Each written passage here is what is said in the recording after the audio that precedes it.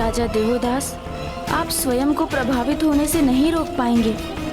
आपने पिताश्री को काशी से दूर कर माँ को कितनी पीड़ा पहुँचाई है। इस भूल का आभास आपको अब होगा जब मैं आपको माँ के 9 रूपों की संपूर्ण कथा सुनाऊंगा।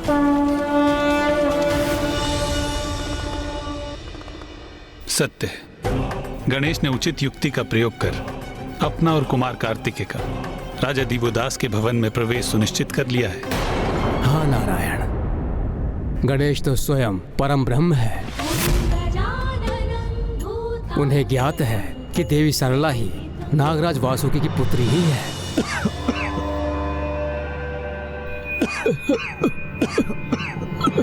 नारायण, गणेश जी और कुमार कार्तिकेय राजा दिवोदास के भवन में पहुंच तो गए, किंतु वो नवरात्रि के व्रत के लिए उन्हें सहमत कैसे कर पाएंगे?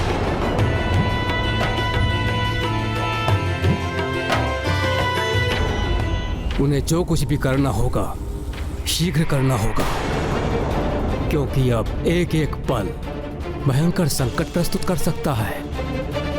वेद में ही ज्ञान का संचय है, और जब संसार से ज्ञान ही लुप्त हो जाए तो अज्ञानता का प्रसार होता है, और ऐसी अवस्था में पृथ्वीवासी 6 पाप लोभ, मोह, माया, काम, क्रोध और अहंकार के वश में आ जाते हैं।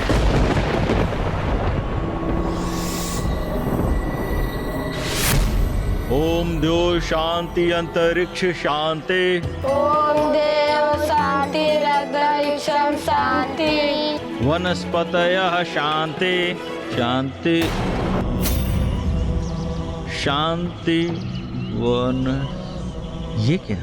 जिस श्लोक को मैं वर्षों से उच्चारित करता हूँ वो मेरे स्मरण से अकस्मात लुप्त कैसे हो गया? अब तो यही आशा है कि गणेश कोई युक्ति लगाकर राजा दिवोदास को व्रत के लिए मना ले, क्योंकि नवरात्रि की तिथियां तो कल से ही आरंभ है।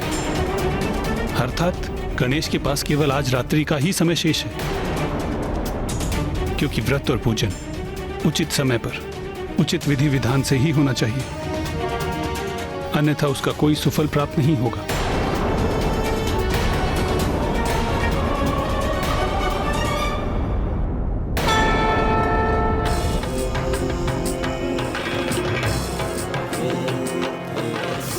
जिनका व्यक्तित्व ऐसी अद्भुत दिव्यता से परिपूर्ण हो, ऐसे ब्राह्मण बालकों के दर्शन करने का सौभाग्य तो मुझे पूर्व में कभी प्राप्त नहीं हुआ।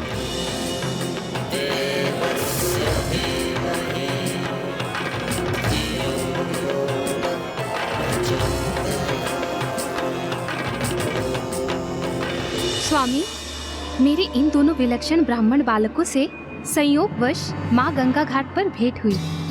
दोनों अत्यंत ही विद्वान हैं और आज ही यात्रा करते करते काशी में प्रवेश किया है इन्होंने। विप्रगण, हमें अपना परिचय देने की कृपा करें। प्रणाम महाराज दिवोदास, मेरा नाम गुणेश है। और मैं इनका अग्रज कृतेश हूँ। आपका हमारी काशी नगरी में और मेरे राजभवन में स्वागत है।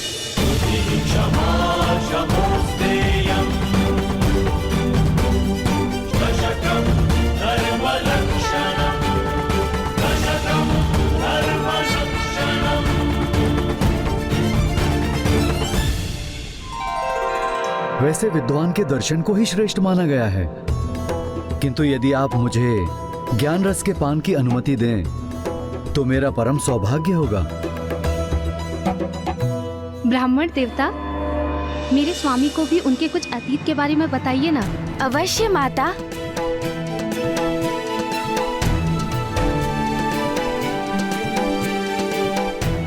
क्षमा कीजिएगा, जो घटना घटित हो चुकी है उसकी चर्चा तो अनेक ज्योतिषी कर लेते हैं, उसका उल्लेख करने से क्या लाभ? यदि कुछ बता सकते हैं तो भविष्य के विषय में बताइए कि मेरे भविष्य में क्या घटित होगा।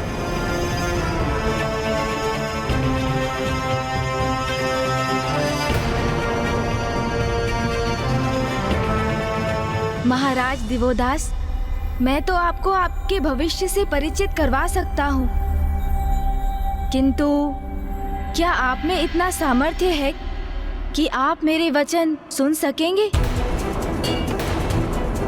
क्योंकि बहुत संभव है कि आपको मेरी भविष्यवाणी अप्रिय प्रतीत हो।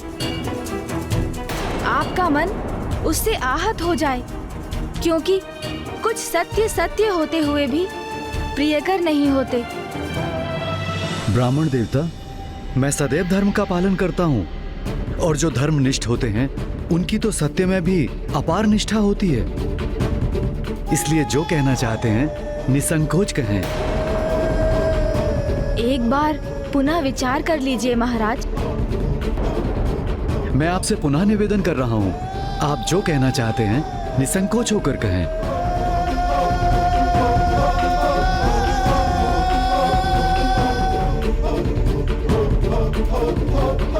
तो सुनिए महाराज, सत्य तो ये है कि संसार में जिसका भी आगमन होता है उसे विदा भी लेनी होती है। यही सृष्टि का नियम है। हमें बचपन में जिससे लगाव होता है, जिन्हें हम अपने संबंधी मानते हैं, वो भी एक दिवस पराये हो जाते हैं। आप क्या कहने का प्रयास कर रहे हैं ब्राह्मण देवता?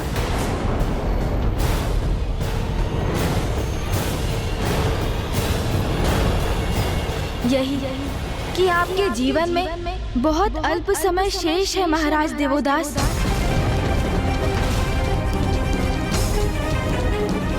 मात्र 10 दिवस की अवधि के पश्चात काल आपकी आत्मा को आपकी देह से विलग कर अपने साथ ले जाएगा।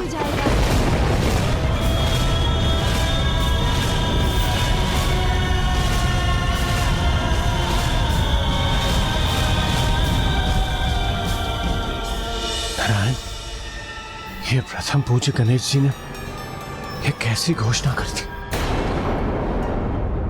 राजा दिवोदास तो धर्मनिष्ठ हैं, परोपकारी हैं, नेक हैं, तो उनको समझाने के स्थान पर उनकी मृत्यु की घोषणा।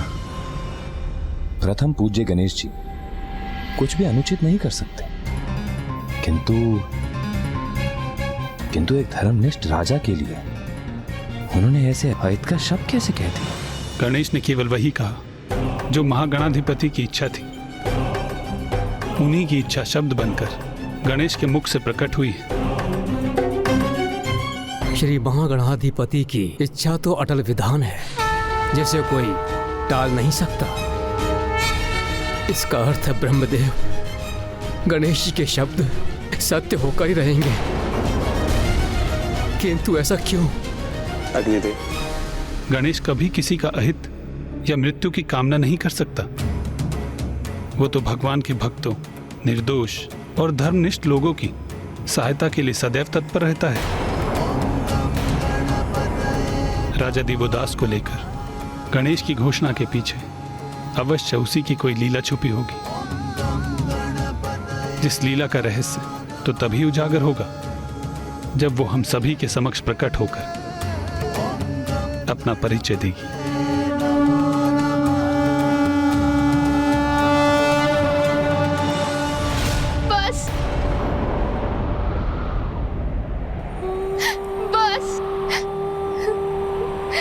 कैसे ब्राह्मण देवता है आप?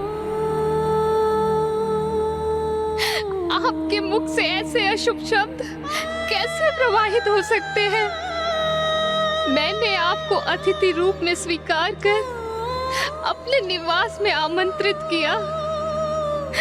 मेरे स्वामी और मैंने आपका आदर और सत्कार किया, और आप मेरे ही सुहाग के उजड़ने की भविष्यवाणी कर रहे हैं।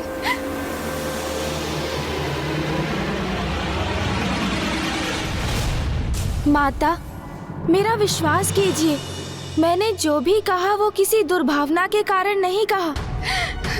मैं तो मात्र ज्योतिष विद्या का ज्ञानी एक ब्राह्मण हूँ, और मेरी विद्या ने मुझे यही कहने के लिए प्रेरित किया।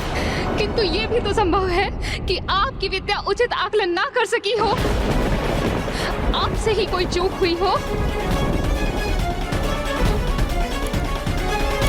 नहीं माता, गणेश की गणना में कभी कोई चूक नहीं होती, इसीलिए उसने आपको पूर्व में ही सचेत किया था कि जो वो कहने जा रहे हैं कदाचित उसका श्रवण आपके लिए असहनीय हो। किंतु माता, आप इतनी व्याकुल क्यों हो रही हैं? मृत्यु तो संसार का अंतिम सत्य है। अवधि 10 दिवस की हो अथवा 1 वर्ष की, प्रत्येक जीव के जीवन काल का अंत तो एक ना एक दिवस तो होना ही है। और मृत्यु, माता, मृत्यु तो मात्र इस नश्वर शरीर की ही होती है। आत्मा तो अजर अमर है, जो संसार में कर्म करने आती है और आयु पूर्ण होते ही वो इस नश्वर शरीर का परित्याग करने पर विवश हो जाती है और अपने जीवन में जिन भी कर्मों का संचय वो आत्मा करती है वही उसके साथ जाते हैं। किंतु बस सरला,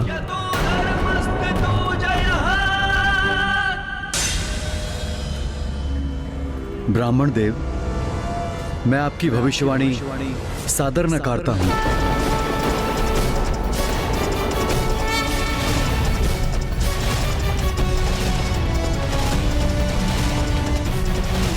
मेरा जीवन अब मात्र 10 दिवसों के लिए ही शेष है। मुझे आपकी ये भविष्यवाणी स्वीकार नहीं, और मैं अपने कथन को प्रमाणित करने हेतु आप दोनों को 10 दिवस के लिए अपने राजभवन में मेरा आतिथ्य स्वीकार करने का निमंत्रण देता हूं।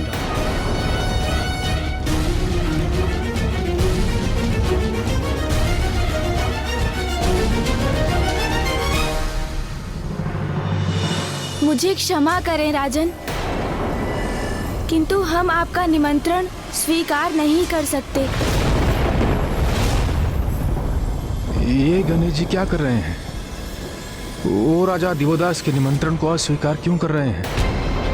यही तो गणेश जी और कुमार कार्तिकेय का आशय था कि वो राजा दिवोदास के राजभवन में जाएं और उन्हें समझाएं, वहां स्थित हो जाएं। किंतु वो ना क्यों कर रहे हैं? किंतु आप मेरा निमंत्रण क्यों नहीं स्वीकार कर सकते? क्या आपको इस बात का संशय है कि मेरा ही कथन सत्य प्रमाणित होगा और आपको आपकी गणना में चूक होने के कारण काशी में लज्जित होने के लिए विवश होना होगा? नहीं राजा, उसकी तो तनिक भी चिंता नहीं है हमें। वास्तव में कल से नवरात्रि की तिथियां आरंभ हो रही हैं। मैं और मेरा अनुज गणेश नवरात्रि की इन तिथियों में 9 दिवसों का व्रत और पूजन करते हैं। उसमें तो आपको कोई समस्या उत्पन्न नहीं होगी, क्योंकि मैं और देवी सरला आपके व्रत और पूजन की समुचित व्यवस्था कराएंगे। क्या आपको हमारा आतिथ्य स्वीकार होगा?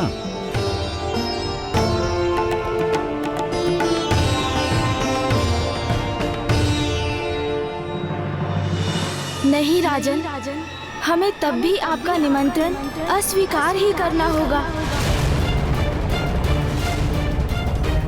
हम यहाँ पर व्रत और पूजन नहीं कर सकते। किंतु क्यों नहीं ब्राह्मण देवता?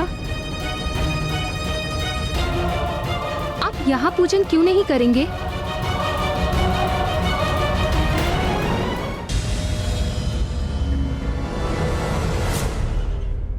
माता, नवरात्रि के व्रत और पूजन तभी सफल होते हैं जब जहाँ उनका आयोजन होता है और वहाँ पर निवास करने वाले सभी सदस्य उसका पालन करते हैं। मैं और भैया यहाँ तभी रह सकते हैं जब आप और माता भी इस व्रत और पूजन में सम्मिलित हों।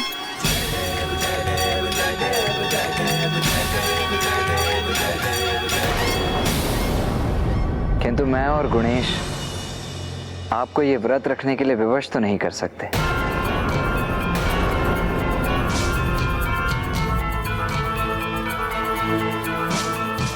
इसीलिए इस अवधि में हम यहाँ नहीं रुक सकते। अब हमें आज्ञा दीजिए। रुकिए ब्राह्मण देवता,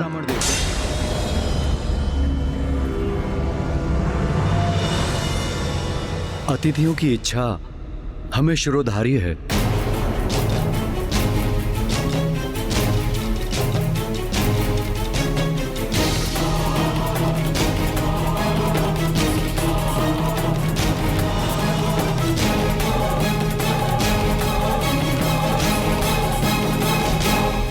इसलिए मैं और मेरी पत्नी सरला भी आपके साथ नवरात्रि व्रत और पूजन पूर्ण विधि विधान से करेंगे। ये तो अति उत्तम होगा। इस प्रकार तो ये 9 दिवस बड़ी सहजता से व्यतीत होंगे। और इसके उपरांत आपके भविष्यवाणी की भी परख हो जाएगी। तो उचित है महाराज। कल से व्रत और पूजन के साथ हम आपको माँ के 9 रूपों की कथा भी सुनाएंगे। किंतु ब्राह्मण देवता, हमें व्रत रखने के लिए 9 रूपों की कथा सुनने की क्या आवश्यकता है? क्योंकि जैसे जैसे आप प्रत्येक कथा सुनेंगे तो आपको स्वयं अपने प्रश्नों के उत्तर प्राप्त हो जाएंगे और आपको ये भी ज्ञात हो जाएगा कि क्यों शेष है 10 दिवस आपका जीवन। क्या आप अपने जीवन के इस सत्य को स्वीकार कर सकेंगे? उचित है ब्राह्मण देवता। हमें आपकी भविष्यवाणी पर विश्वास हो अथवा नहीं, हम आपकी दिव्यता का मान अवश्य रखेंगे और आपकी आज्ञा अनुसार हम इस पूजन की समस्त व्यवस्था करेंगे और आपके आदेशों का पालन करेंगे। माता, महाराज, देवी की स्थापना कल प्रातः होगी। अब हमारी आपसे भेंट कल भोर में ही होगी।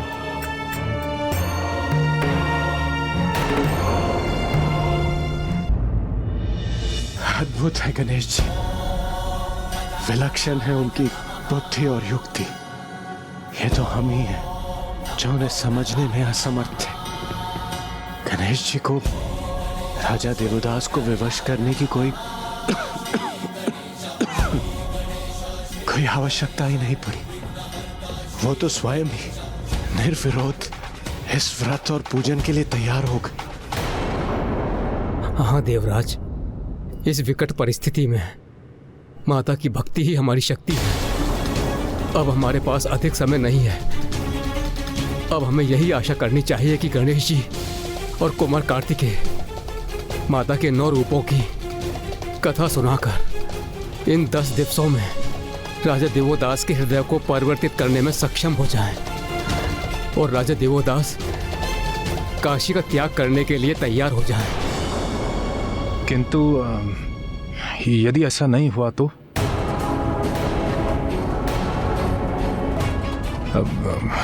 यदि दुर्गमासुर और भी कोई नीचता कर गया तो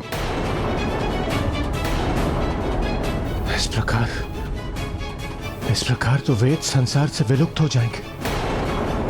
किंतु भक्ति कभी असफल नहीं होती। मुझे पूर्ण विश्वास है कि गणेश अवश्य कोई न कोई युक्ति लगाकर राजा देवदास का हृदय परिवर्तन करके अपने प्रयोजन को सिद्ध कर लेगा। हमें भी गणेश जी के सुझाव के अनुसार कल दिवस से ही व्रत और पूजा आरंभ करना चाहिए, क्योंकि मुझे आभास हो रहा है वेद की देवी अपार कष्ट में है।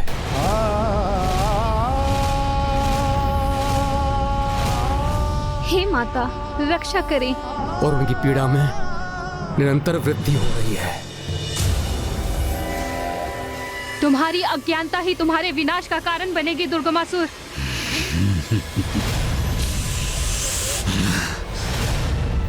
देवी, व्यर्थ है ज्ञान और उसकी महिमा का बखान।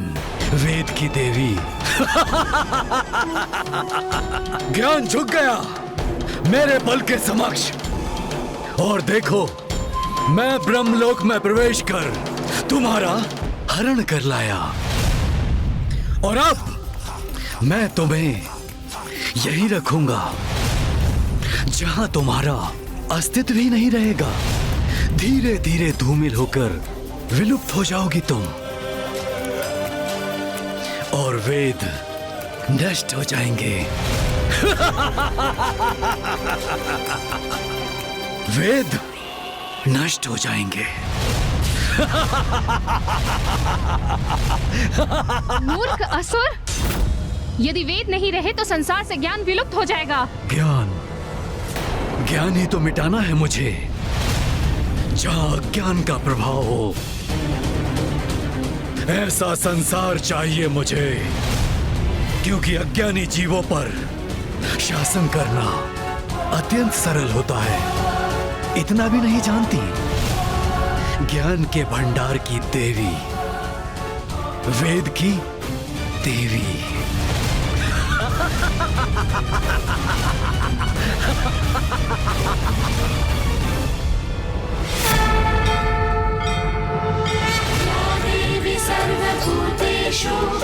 अब तो केवल एक ही आस है विघ्नहर्ता गणेश। कदाचित उसके द्वारा राजा देवोदास को सुनाई जाने वाली आदि शक्ति के 9 रूपों की कथा से ही सृष्टि संतुलित हो जाए। देवोदास जी, माता, अब हम माता नव दुर्गा का पूजन आरंभ करेंगे। सर्वप्रथम हम कलश की स्थापना करेंगे। काशी की पावन भूमि से मिट्टी लेकर उसकी वेदी बनाएं।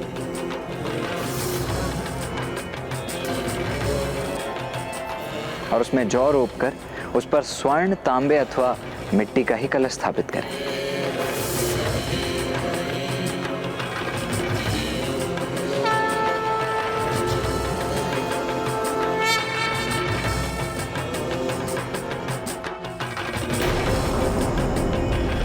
अब हम माँ आदि शक्ति के पार्थिव विग्रह की रचना करेंगे। मणिकर्णिका घाट पर माता के मंदिर और विश्वनाथ मंदिर से ली गई पावन मिट्टी से हम माता के श्रेय विग्रह की रचना करेंगे।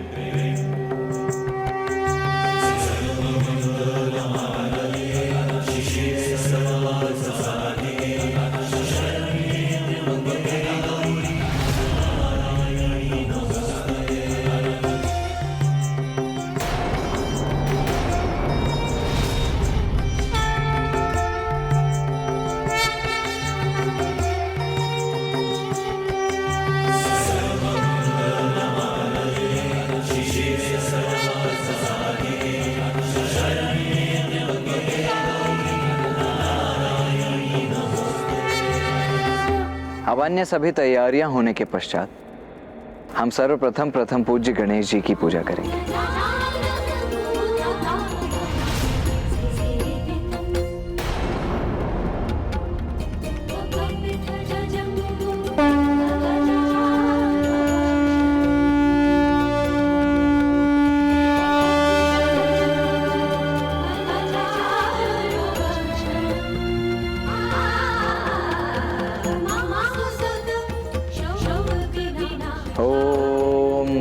गणपतये नमः। ओम गणपतये नमः। ओम गणपतये नमः। ओम गणपतये नमः। ओम गणपतये नमः।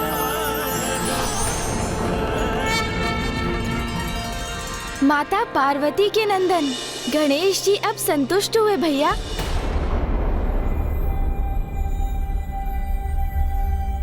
गणेश जी संतुष्ट हो गए? ये आपको कैसे ज्ञात हुआ? बस ज्ञात हो गया मुझे। माता के साथ नवग्रह और षोडश मातृकाओं की भी पूजा की जाती है, किंतु सर्वप्रथम माता आदि शक्ति की स्वरूप माने जाने वाली कुमारी कन्याओं का भी पूजन अनिवार्य है। ये कन्याएं 4 वर्ष की आयु से लेकर 10 वर्ष की आयु की होनी चाहिए, क्योंकि ये मान्यता है इसी आयु की कन्याओं में शक्ति रूपिणी माता आदि शक्ति का वास होता है। तो क्या हम कन्याओं का पूजन करेंगे? हाँ महाराज, इन 9 तिथियों में प्रत्येक तिथि पर हम एक कन्या का पूजन करेंगे। ये तो अति उत्तम है, क्योंकि नारी ही समाज की शक्ति का आधार है। क्योंकि कहा जाता है जहाँ नारी की पूजा होती है वो स्थान स्वर्ग के समान होता है। किंतु ब्राह्मण देवता, हमारी तो कोई पुत्रियां नहीं है और हमारे राजभवन में कोई लघु आयु की कन्याएं भी नहीं है, तो हम कन्या पूजन कैसे करेंगे?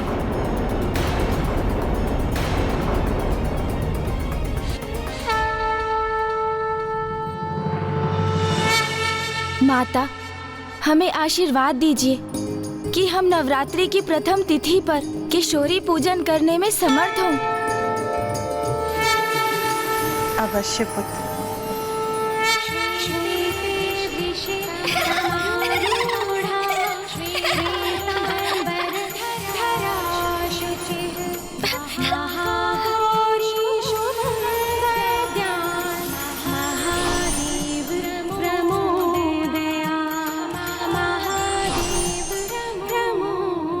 प्रणाम माता, प्रणाम महाराज।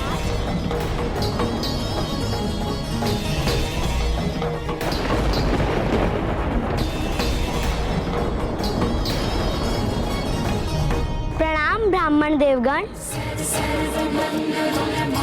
प्रणाम माता।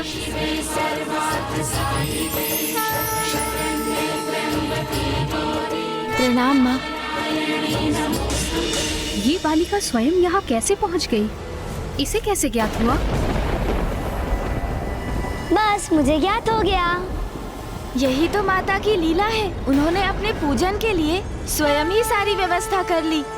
अब कौमारी पूजन आरंभ करने का समय आ गया है।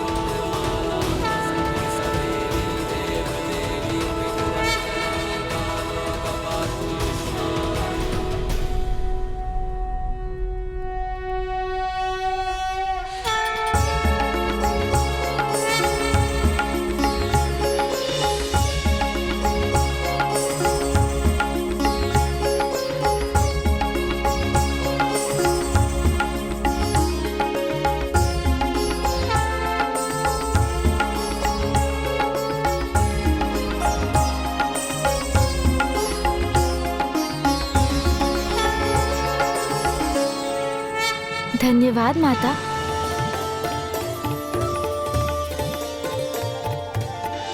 गुणेश जी, नवरात्रि की प्रथम तिथि पर अब मैं माता के 9 रूपों की कथा सुनने के लिए अति उत्सुक हो रहा हूँ। तो सुनिए राजा देवोदास, नवरात्रि में माता के 9 रूपों की उपासना की जाती है। प्रत्येक दिवस माँ की ही एक स्वरूप की पूजा की जाती है, जिन्हें हम माँ शैलपुत्री, ब्रह्मचारिणी, चंद्रघंटा, कुष्मांडा, स्कंद माता, कात्यायनी, कालरात्रि, महागौरी और सिद्धिदात्री के नामों से जानते हैं।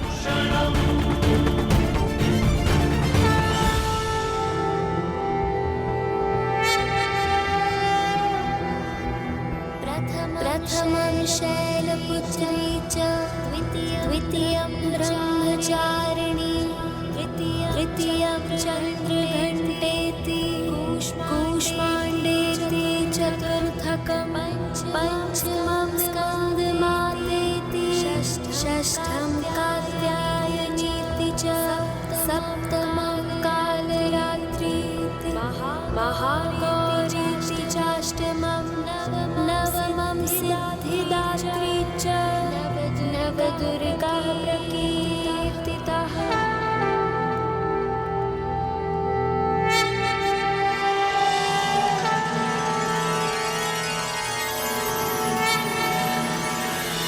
आज नवरात्रि के प्रथम दिवस पर हम माँ के शैलपुत्री स्वरूप का पूजन करेंगे और उनकी कथा भी सुनेंगे। अवश्य ब्राह्मण देवता, किंतु उसके पूर्व ये भी बताने की कृपा करें कि माँ किसकी प्रतीक हैं? अति उत्तम प्रश्न किया है आपने महाराज दिवोदास। माँ तो वो शक्ति है, प्रकृति है, जिन्होंने महादेव के संयोग से इस संसार को जन्म दिया है।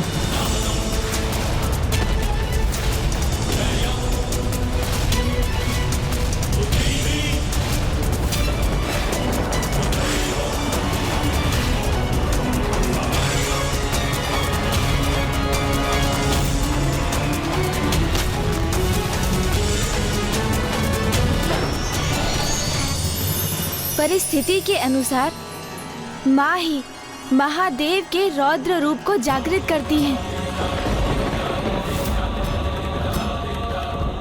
और फिर वो ही उनको उनके रौद्र रूप से शिव में परिवर्तित करती हैं।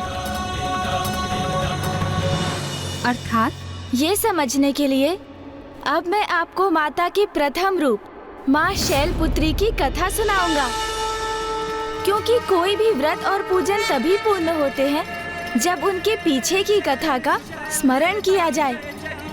क्योंकि अब हम नवरात्रि में हैं, माँ के 9 रूपों की पूजा कर रहे हैं, तो हमें ये ज्ञात करना अति आवश्यक होगा कि माँ के 9 रूपों में प्रथम रूप माँ शैलपुत्री का आविर्भाव कैसे हुआ। तो ये कथा तब आरंभ हुई जब माता प्रजापति दक्ष की पुत्री थी और वो देवी सती रूप में प्रकट भी हुई थी और वो महादेव की पत्नी भी बनी थी।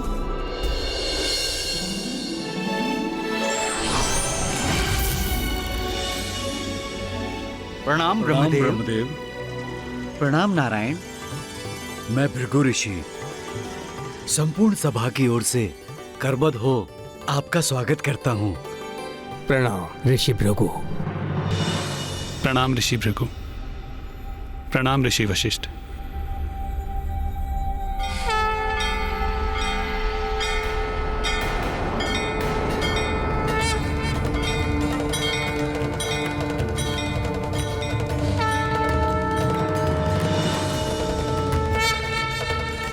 मैं तो मना रहा था कि महादेव यहाँ ना आए, किंतु उसके विपरीत हो गया।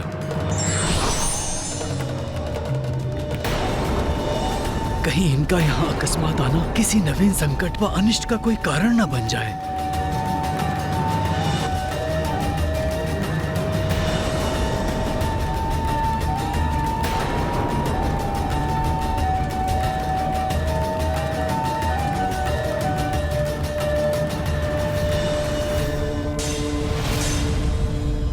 महादेव के साक्षात दर्शन पाकर हम तो धन्य हो गए। ऋषि वशिष्ठ, आपने हमें इस विशिष्ट ज्ञान सभा में आमंत्रित किया, ये तो हमारे लिए बहुत सम्मान की बात है।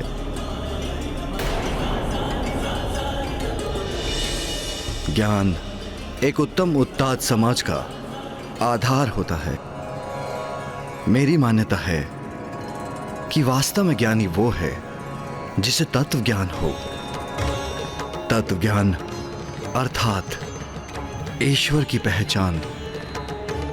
ये तो हमारे वेद शास्त्रों में भी लिखा गया है कि तत्व ज्ञान होने पर कि योगी को आत्मबोध होता है, जिसके परिणाम स्वरूप वो परमात्मा से एकीकार होता है।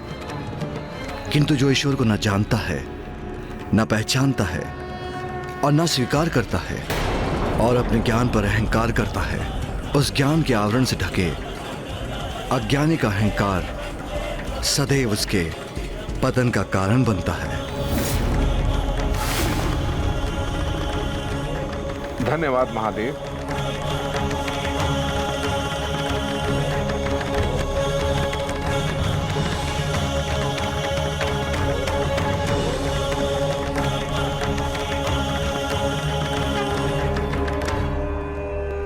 महादेव ने आज की सभा का विषय तो निर्धारित कर ही दिया है और वो है तत्व ज्ञान। ब्रह्मदेव, आप भी इस पे प्रकाश डालने की कृपा करें। प्रजापति दक्ष, जिन्हें ब्रह्मदेव ने ब्रह्मांड के अधिपति के पद पर स्थापित किया है, पधार रहे हैं।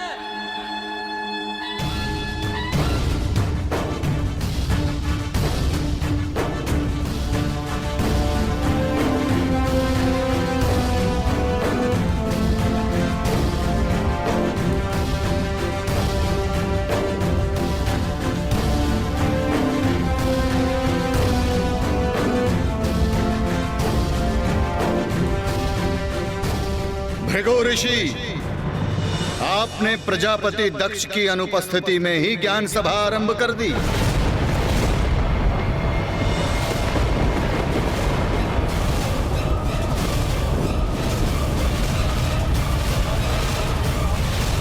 कदाचित भूलवश आपने मुझे इस ज्ञान सभा में आमंत्रित कर दिया, जहां मुझे नहीं आना चाहिए था ऋषिवर। ये क्या कह रहे हैं प्रजापति दक्ष? उचित ही कह रहा हूं ऋषिवर। जहां अघोरी और गण उपस्थित हों, वहां ज्ञान साधना कैसी है? ये आप क्या कह रहे हैं प्रजापति दक्ष? महादेव तो ज्ञान और प्रकाश की प्रकाष्ठा है। अच्छा ऋषि वशिष्ठ, यदि ये इतने ही बड़े ज्ञानी हैं, तो इन्हें यह भी ज्ञात होना चाहिए कि जब प्रजापति दक्ष ने यहां प्रवेश किया, तो इन्हें खड़े होकर उनका अभिनंदन करना चाहिए, परंतु ये अपने स्थान से खड़े भी नहीं हुए।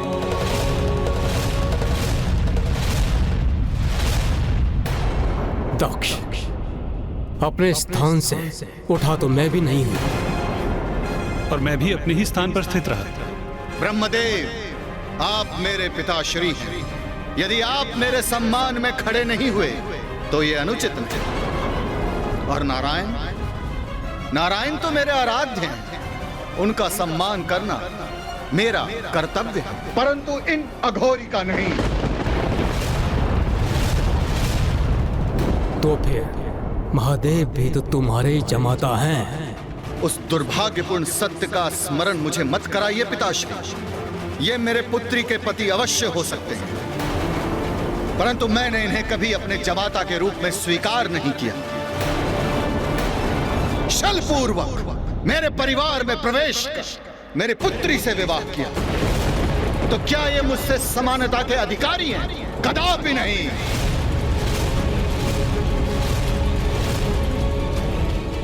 इस सभा में सम्मानित अतिथियों ने, ब्राह्मणों ने, देवताओं ने, ऋषि मुनियों ने मस्तक झुकाकर मेरा अभिनंदन किया, परंतु ये भूतों, पिशाचों और प्रेतों से घिरे रहने वाला अपने स्थान पर स्थित रहा। और तो और अपने नेत्र बंद कर ध्यान करने का ऐसा ढोंग कर रहे हैं जैसे इनसे बड़ा ईश्वर पूरे संसार में कोई ना हो।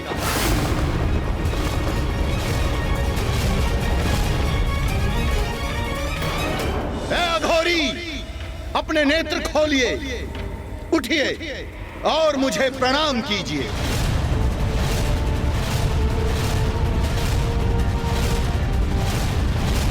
मेरी पुत्री से विवाह किया, इसका अर्थ यह नहीं कि आपको मैं कोई विशेष अधिकार दूंगा।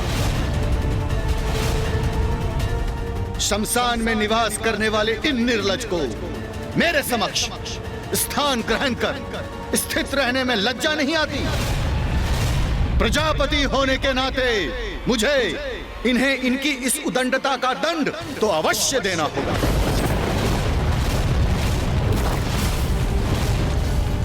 दक्ष, नहीं पिताश्री, आज मैं कोई हस्तक्षेप स्वीकार नहीं करूंगा। आज इन्होंने अपनी उदंडता से मेरा ही नहीं, पूरे धर्म का अपमान किया है। इनकी इस उदंडता का दंड तो इन्हें अवश्य मिलेगा।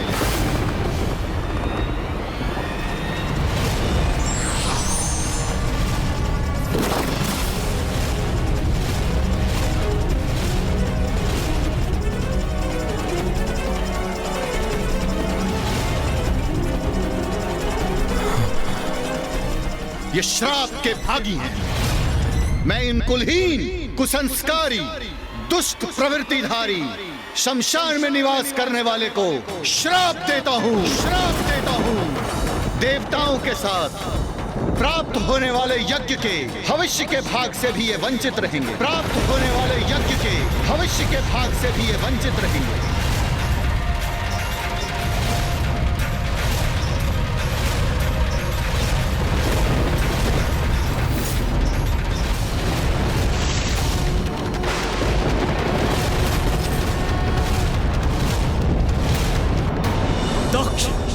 ये तो साहस कैसे किया तुमने? अनर्थ, घोर अनर्थ किया है तुमने। कैसे मूर्ख हैं आप, जो समस्त वेदों के आधार हैं। आप उन्हें यज्ञ के फल से वंचित करेंगे जिनके स्मरण मात्र से सभी यज्ञ सफल हो जाते हैं और सभी तीर्थ स्थान पवित्र हो जाते हैं। आपने उन्हें ही यज्ञ के हविष्य से वंचित कर दिया। उद्दंडता की पराकाष्ठा तो आपने की है प्रजापति दक्ष। क्षमा कीजिएगा ब्रह्मदेव, किंतु आपने किस मूर्ख अज्ञानी को प्रजापति के पद पर स्थित कर दिया, जिन्हें शिव का, उनकी महिमा का परिचय ही नहीं है। बस! घृणा है मुझे उस स्थान से और उस स्थान पर जाने से जहां तुम्हारे अन्यगण और तुम्हारा यह अघोरी स्वामी उपस्थित हो। जैसे स्वामी है वैसे ही उसके गण अभद्र, असभ्य, अहंकारी हैं। जाओ, मैं तुम सभी को श्राप देता हूं। तुम सभी वेद से बहिष्कृत रहोगे, वेद के मार्ग से भ्रष्ट और ऋषि मुनियों द्वारा त्यागे जाओगे। तुम सभी हड्डियों का आभूषण धारण कर मदिरा पान में व्यस्त रहो। ये सभी गणों को मेरा श्राप है।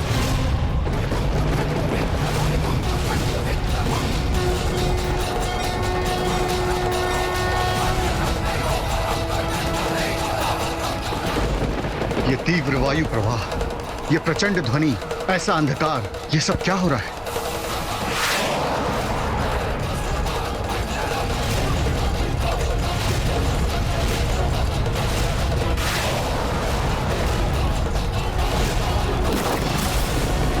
तो क्या इसी मध्य माता शैलपुत्री आ गई गणेश जी? प्रजापति दक्ष और महादेव के मध्य जो कुछ भी घटित हुआ वो सब माँ की ही लीला थी और उसी लीला के परिणाम स्वरूप आगे चलकर होने वाला था माता देवी सती का पुनर्जन्म।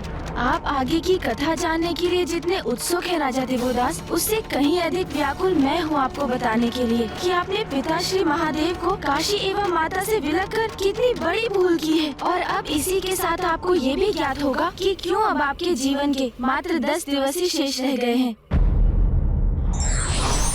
किसी भी व्यक्ति को पद का अहंकार नहीं होना चाहिए, अन्यथा भूल होने की संभावना बनी रहती है। धार्मिक वीडियो सबसे पहले देखने के लिए हमारे चैनल को सब्सक्राइब करें और बेल आइकन दबाएं।